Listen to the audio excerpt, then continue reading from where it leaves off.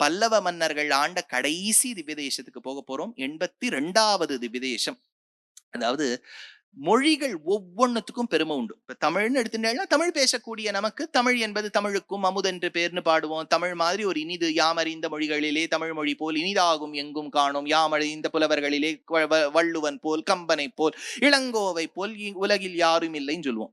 நீங்க ಕರ್ನಾಟಕಕ್ಕೆ போயிட்டேன்னா அப்படியே மாறிடும். ಅங்க போனேன்னா ಕಸ್ತೂರಿ ಕನ್ನಡ ಎಷ್ಟು ಚೆನ್ನಾಗಿದೆ ನೋಡಿ, ನಮ್ಮ ಭಾಷೆ ಮೈಸೂರು ಪಾಕು ಹೋಳಿಗೆ ತರ ಇದೆ அப்படின்னு అవాజుడా. நீங்க தெலுங்கு போயிட்டேன்னா ஏவண்டி இது మన భాష తెలుగు తేట తెలుగు தெரியலையா మీకు அப்படின்னு அந்த பக்கம் போயிடுவா.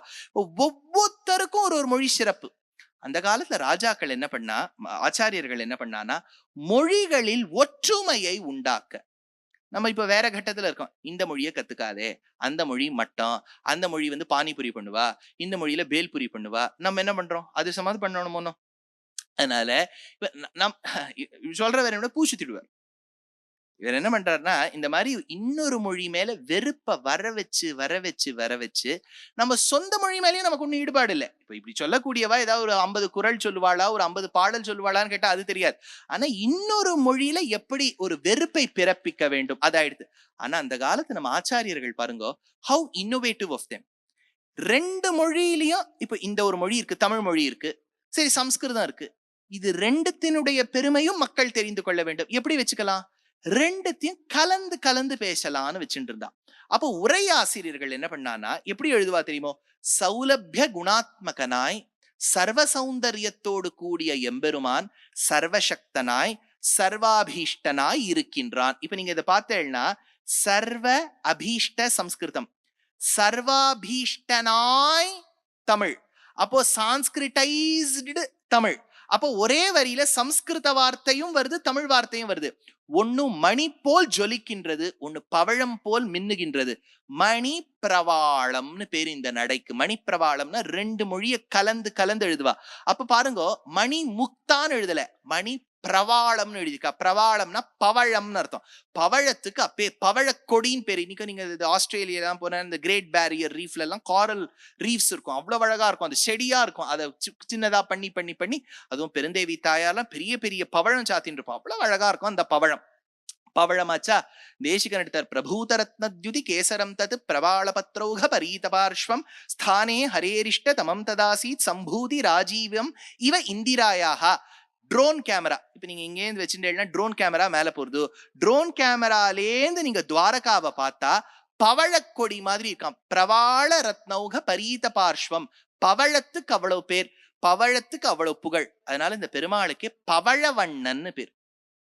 ஞாபகம் வச்சுக்கோ. 82வது திவ்யதேசம் நம் கணக்கில் தொண்டை நாட்டின் கடைசி திவ்யதேசம் திருப்பவழவண்ணம்.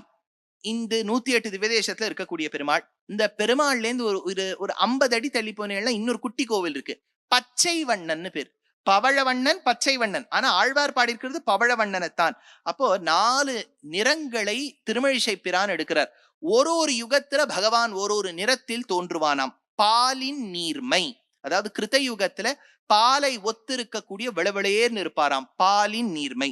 அடுத்தது செம்பொன் நீர்மை, திரேதா யுகத்தில் சிவந்திருப்பாராம் பவழத்தை போல். பாசியின் பசும்புறம் போலும் நீர்மை, துவாபர யுகத்தில் ஒரு மாதிரி ஒரு பச்சை நிறத்துல இருப்பாராம். கலியுகத்தில் பொற்புடை தடத்து வண்டு வீண்டு உலாம் நீல நீர்மை, கருண் நீர்மையா இருப்பாராம். என்று இவை நிறைந்த காலம் 4. என்ன அழகான வார்த்தை பாருங்க. பாலின் நீர்மை, செம்பொன் நீர்மை, பாசியின் பசும்புறம் போலும் நீர்மை, பொற்புடை தடத்து வண்டு வீண்டு உலாம் நீல நீர்மை என்று இவை நிறைந்த காலம் 4. அப்ப 4 வர்ணத்துல 4 யுகத்துல பெருமாள் இருக்கார். பவழத்துக்கு அவ்வளவு பெருமை. பவழத்தையே தன் பெயராக கொண்ட பகவான் பவழவண்ணன். 82வது திவ்யதேசம் பவழவண்ணன் எம்பெருமான். ஆழ்வார் எடுக்கிறார். வங்கத்தால் மாமணி வந்து உந்து முன்னீர் மலையாய மதில் கட்சி ஊராய் பேராய் கொங்குத்தார் வளம் கொன்றை அலங்கல் மார்வன் பணிவரையின் உச்சியாய் பவளவண்ணா எங்குற்றாய் எம்பெருமான் உன்னை நாடி ஏழையே நிங்கணமே ஒழிந்தருகின்றேனே. திருமங்கை ஆழ்வாருடைய பாசுரம். 82 திவ்யதேசம் ஆச்சா. கணக்கு என்ன, 40 சோழ நாடு, 2 நடுநாடு, 18 பாண்டிய நாடு, 22 தொண்டை நாடு. 82 ஆச்சா.